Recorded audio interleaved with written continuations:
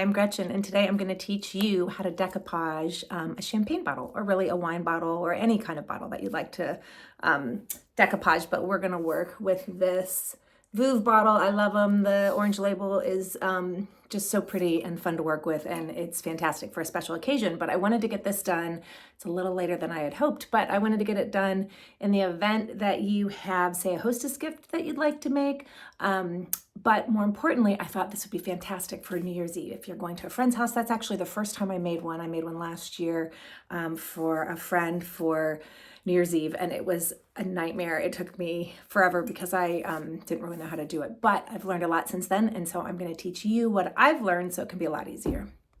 What I use is painter's tape to cover all the labels. I love the look when it's done around all of that. You absolutely can steam that off if you prefer, but I found these sheets of painter's tape, and because I do so many of these bottles, that made sense for me. You can also use just like your standard painter's tape, which I'm going to use for the top part.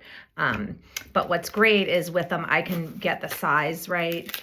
These are a little sticky, and so I actually kind of touch them a little bit to get a little bit of the stickiness off.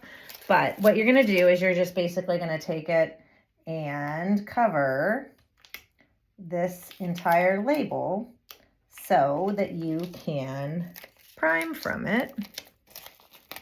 And I'm going to be a little less particular than I normally am. I'll fix that to get it centered properly, but you get the idea.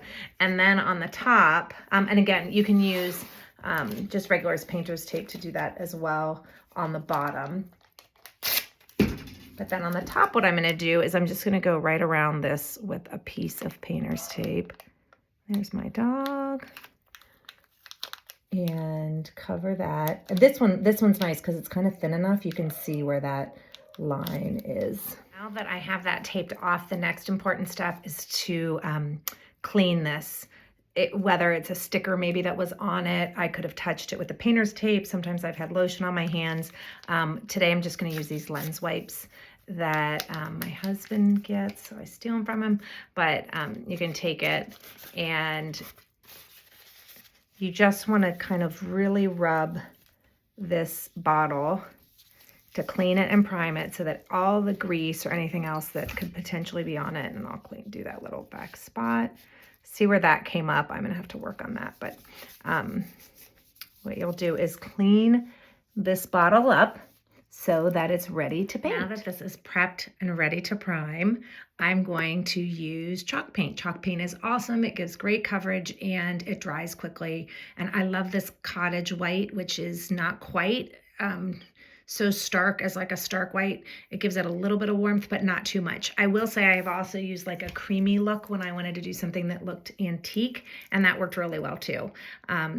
What I've learned is that the easiest way for me to prime it rather than with a brush is, and I put too much paint in there, but anyway, is with a roller. And so I just get it, and I try and get it pretty even, you know, kind of like any kind of painting that you're going to do. You want it to go on evenly, but then I'm just going to take it and apply it. And when I get up to near where the label shows up, you know, I'm trying not to drag it, but I want to go straight over. So I don't probably need to cover the whole label, but in case my hand slipped, that just makes sure that I don't get any paint on it whatsoever. But what I'm going to do is just go through the whole bottle and do this. I would say probably 1 or 2 coats, I'm sorry. If you're doing like what I'm going to show you with with these animals, you aren't going to want to have any dark areas showing through because there's kind of white space. So I will probably do 3 coats, and I'm going to go pretty close to the bottom. And once this part dries, then all I'm going to have to do is do that bottom part. And I have like an old wine rack that I use to lay it on once this top part is all done, but you get the idea.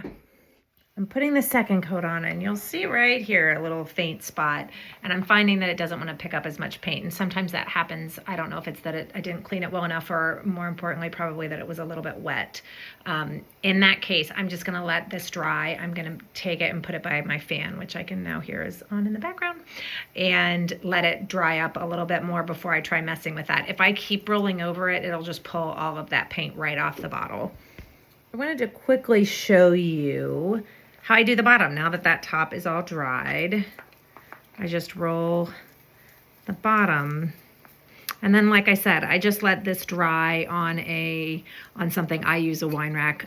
If you do use a wine rack, put a little bit of saran wrap down, because sometimes if they're metal, it'll scratch the paint, which you don't want. So you can also put it on anything, but just put a little bit of saran wrap down. But then I just will do the prime on that bottom and let it dry and do then the second coat. And that just gives me kind of that nice, even prime that we want overall. Okay, so this bottle has completely dried, and I'm gonna lay it on its side so you can see kind of what I'm doing. I've taken the painter's tape off the top, and I'm gonna take it off the bottom. And you wanna be really careful with this. One thing I found that I like about working with more expensive bottles, although it's a lot more nerve-wracking because I hate the idea of messing it up, but the labels are a higher quality and they tend to rip less. So when you're doing it, like for example, this one, when I first put this flat, this is that, cuttable flat sheet painter's tape. When I first touched it, it felt really, really tacky. So I actually touched it against my hand a couple times just to remove a little bit of that. But then when you get down to this layer, one of the things I'm gonna say is just be extra careful up at the corner, because if I can, I try and peel it towards the corner to keep that from lifting, because it's the most susceptible part to lifting. But you're gonna take this off slowly. You'll see that for the most part, it's in pretty good shape. I have yet to get them as perfect as I'd like them, but for the most part, it's in pretty good shape. The only thing that I don't necessarily like on these is if I can see that dark area. So what I'll do before I decoupage this one is I will paint that with a really teeny tiny paintbrush. I know better than to tape this because I'll probably mess it up. But as you can see, I have a teeny tiny paintbrush, and I'll just go in. I actually have a magnifying glass. I'm not using it right now because I can't use it at the same time that I have the camera mount, but you get the idea. So I'm just going to go in around that ridge and just kind of keep that really dark part from showing up. I am maybe more particular than some, so you can skip that part if you aren't as ridiculous as I am. I promise we're going to get to the fun part soon. I know the steps up to now are kind of boring and tedious, and believe me, I wish that they weren't a part of the process, but I promise that they make the end product look so good that it's worth the time, especially if it's a gift. So whoever you're giving it to knows that you really put a lot of extra effort into it. So I'm always going to start by acting like you have never decoupaged before in your life, because that way I will cover all the basic steps. But the first thing I want to do is, this is a napkin, the napkin I'm going to use. These individual animals are all gorgeous. They've been super popular this season, and I just love the way they all feel together. But the first thing we want to do is remove the back two layers. And I, at other times, used to use painter's tape, and I started using a lint roller. And I love it because it's strong, and it's really an easy way for me to pick up and grab those last two layers. Not every napkin has two. All of the Caspari napkins do. And I'll tell you, one of the reasons I love these napkins is because there's such intense pigment in them that even after you've removed the last two, there's still really strong definition and color. And the other thing I love about them is that they don't ever smear for me when I'm putting them on a project. And that's really important because I've had some cheaper napkins that do that. And then I take these and I actually just save them. I have a little can I keep on the end of my workstation, and I pop them in there. And it's just, I always feel so funny about throwing away all that excess. And it's just a great way to have little tissues when you need them. The next step is we need to get these images off this napkin. I could technically use a really large section, but especially with working with things like these, I like to do them individually. And one of the main reasons is they have faces. And if you have a larger piece and there's kind of a warping because of the bottle shape, the last thing you want to do is have that show up in the face of the animal because it just becomes so obvious. So you can tear them out. You can also cut them out, even though people will tell you you can't. You really can. It's just decoupage. It's not that serious. I also do a thing where I will use the scissors and pull a tiny bit, which is kind of a combo of the two. But my favorite way to get them out is to use water. And I don't know why I didn't think of this before, but I now use like a little water pen, so a watercolor pen. So I'm gonna get a little bit of, I prime it a little bit. This one, for some reason, if I don't want to drip it onto the actual napkin, but I know I need a tiger. So the first thing I'm gonna do is get it a little bit wet. And then all I do is go around the tiger. And that way I can take just him out. Be careful around that tail. Anything like that that doesn't have a major piece next to it. But if you look, you have that nice little kind of frayed edge that makes it disappear. But you've got a good outline. And you can go in if you want to and take that piece off. You don't necessarily need to. I'll tell you the area that I do it the most with is when you're using things like, I love to use these stars. But if I use a star from over here, I don't want too much excess because the edges of napkins, you know how they're kind of have that little perforation. For whatever reason, that tends to wrinkle just a little bit more. So I'm a little bit more careful about having excess with that. Now, if you look at the right-hand side of my workstation, you'll see that I have all the little pieces pulled out, and they don't take very long to dry, but I wait until they're fully dry before I start to apply them to the bottle. Okay, the other thing I love about these rollers is that if I've got tissue, if I've been working with tissues and stuff and I've got them on my workstation, it picks them all up at once, which is pretty snazzy if you ask me. Okay, I'm ready to start decoupaging, but I wanted to share, this is the varnish that I love to use the most. I just find that, well, one, it doesn't yellow, it's thinner. I do use Mod Podge as well, but what I love about this one is it leaves such a thin coat, and it, once all adhere, dries a little bit quicker too. So I love this. It comes in ultra gloss, matte. So there are lots of different finishes, but I like using the gloss the most. And I just keep like a little jar of it on my workstation, and it makes it really easy for me when I'm ready to start working on a project. And then the other thing that I highly recommend is investing in a really, really soft brush. The reason that makes a difference is when you're working with these tissues, you don't have to worry about this brush being so harsh that it's going to pull on the tissue or cause it to tear. The next step, now this one I've actually made before, so I know where I'm going to put all of these animals on this particular bottle, but it's worth noting that it makes a lot of sense to spend some time figuring out how you want that to work. So say I wanted to put the tiger in the front, just kind of positioning it to see where you think it works best, where it looks best, what other elements you're going to add around it. I actually, the first time I made it, I was looking at this leopard and thought that would be really cool. And then I decided that the two of them, once I realized that the napkin actually had them in reverse positioning, I thought that it would be really cool to put them facing each other. So that's what I ended up doing.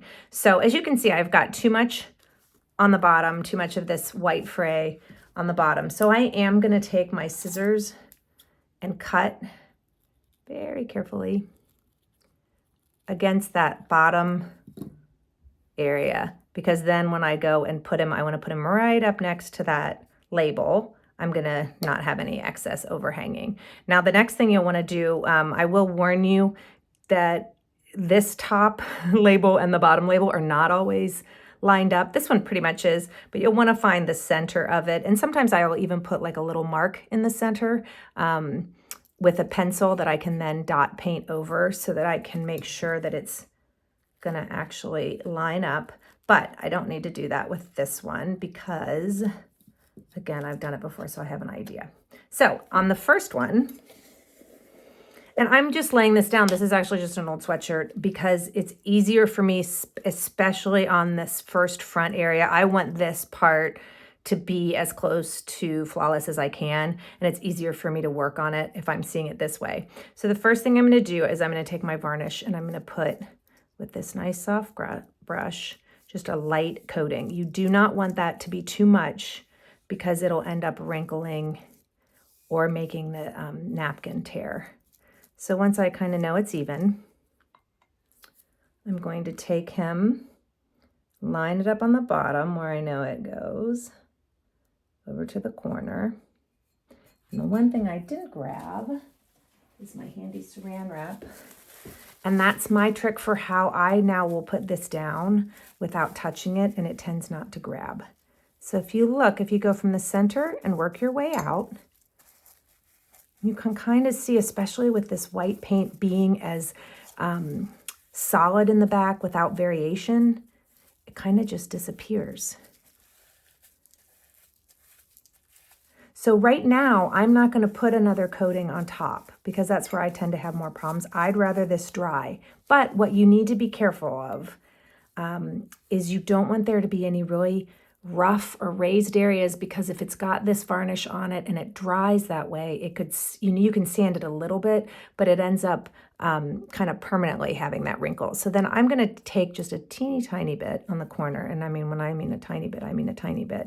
And I don't know if you can pick that up. It was so subtle in the camera, but I'm going to just kind of make sure that these edges don't have any kind of excess. And look how handsome he is. So then I'm going to take this next one, and I'm going to go ahead and also trim off some of this center, because I really want to be able to place him exactly where he needs to be. And I don't want any of the white to be there. If it's not in such a prominent place, it's not that big of a deal. But if not, what'll happen is you can see is it kind of like mutes whatever color it goes over. So now, since I didn't paint anything on this area, I tend to only paint the very portion of the bottle that I intend to put my tissue on. I just think that looks so, I love how striking it is. And again, but you can use whatever napkin you love or speaks to you. Now, before I get this too settled in, I do want to make sure I'm really in the middle, and I want them to be pretty much nose to nose. I think that's not going to cover him, I hope. Okay. So I placed him, and you can see because it's not super wet, I can kind of move it around even a little bit, which gives me some flexibility. And I want to make sure, again, when I go over his face, there's a tiny bit of white there. Oh, it's a little off, but not too bad. So on this side, I didn't put as much of the varnish far enough over, and you can see where that is raised. And that's what I'm talking about, is just making sure on those parts. I used to try and do this with a much rougher brush, and I could not, because it would just tear the napkin. Okay, so you get a feel for, and you can see actually this is wrinkling a tiny bit, and a little bit's no big deal. It's a little off kilter, hopefully not too bad. It's not a big deal. But then I'm gonna go give it a little bit more of a press. And then typically what I will do is, while these are wet, I am going to let them dry a little bit so that I can continue working on the rest of the bottle. But I really love how that turned out, and hope that you do too. You'll see in some of the photos that I show in the beginning, there are so many ways you can do it. And I'm showing you how to place individual pieces of design onto a fully primed bottle. But if you look at all the other projects, if you go into my page and subscribe, you can see all of the different projects I've done. And just because I did something on an Easter egg, for example, doesn't mean that you can't use the same methods on the bottle. So once you have the base understanding of how to do it, then you can go in. There's like a floral pattern that's bold and continuous that I pieced together on that particular project. So if you want to learn how to do that versus having kind of this white space, that's a great place to learn. While I'm letting those dry, I just wanted to show you, this is another project that I'm working on, another custom order, and I love this pink champagne bottle. And I'm working with these little Santas, and I've made a couple, and I have to tell you, this is just, I've thought about doing like a how to pick the right napkin tutorial, just a quick video, because like I love this. I think it's so sweet, but it changes the game when you have a solid color background.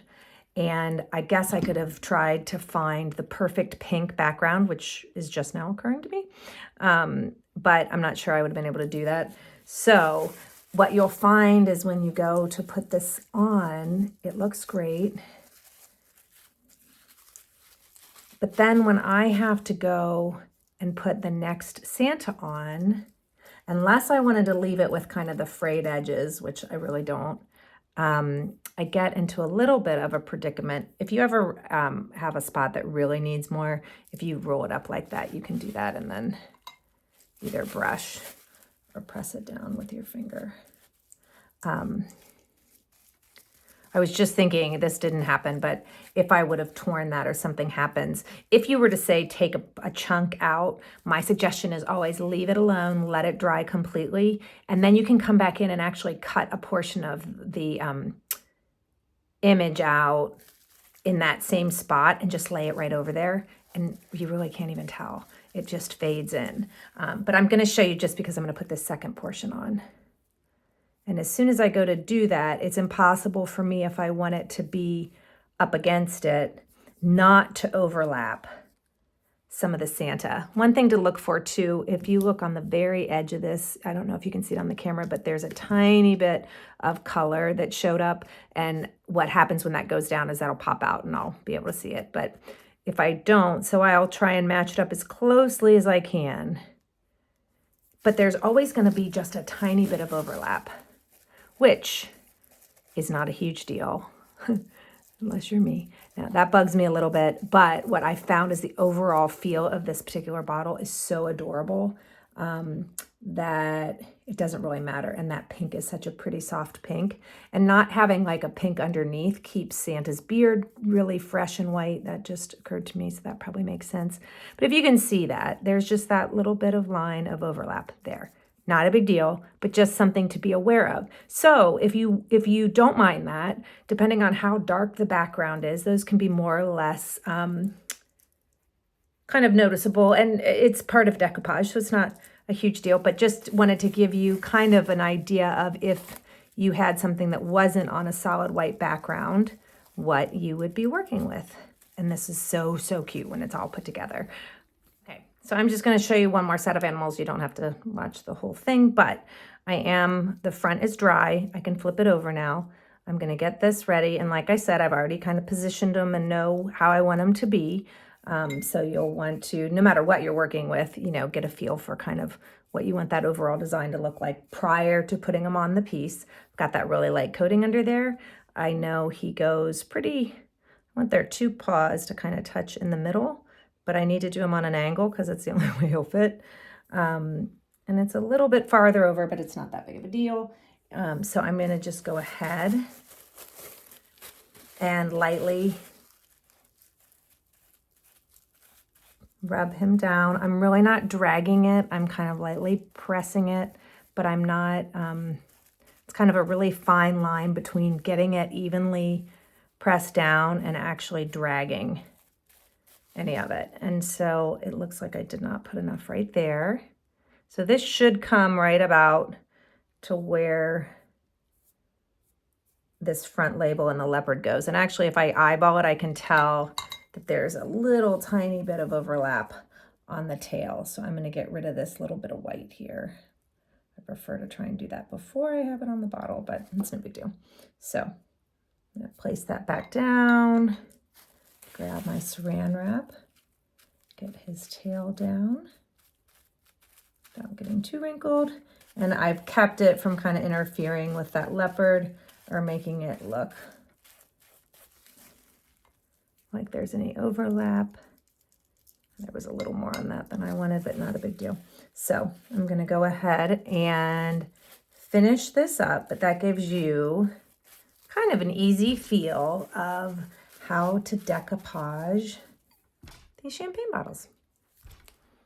All right, so we're going to go ahead and put some stars on, and they don't have to be perfectly placed, but the first couple, I do leave some white on these because they just have to have enough that I can work with them so that they don't kind of mess around. So I didn't paint the bottle first. So I'm just gonna, you can also do that if you prefer. I know some decoupagers prefer to brush it on with a wet brush and then have it dry underneath. So whatever works.